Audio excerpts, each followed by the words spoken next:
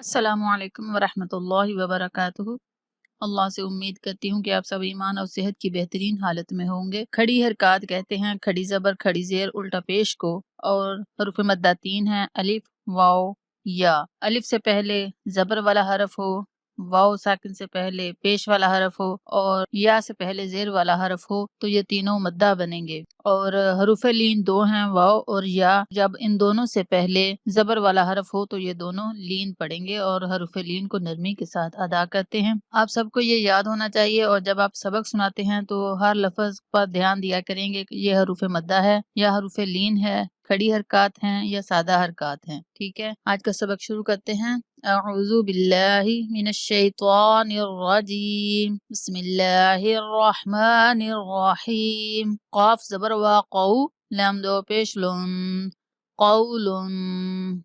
यह तनवीन है, दो ज़बर दो ज़ेर दो पेश को तनवीन कहते हैं, और तनवीन पर गुन्ना करना होता है।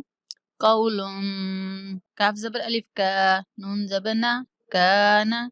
काफ ज़बर या कई, दाल दो ज़बर दम, कई दम। काफ ज़बर या कई, फा ज़बर फा, कैफा।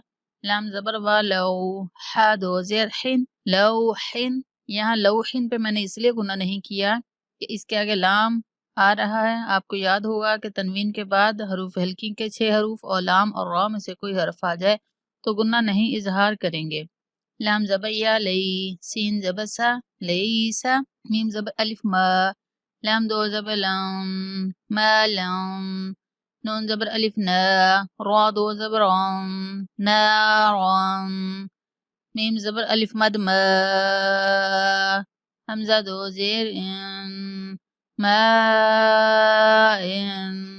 वाव ज़बर या वई, लाम दो पेश लुम, वैलुम। आज के लिए इतना ही। अल्लाह ताला आपके याद करने और याद रखने में आसानियाँ पैदा फरमाए। अस्सलामु अलैकुम वरहमतुल्लाहि वबरकातुहू।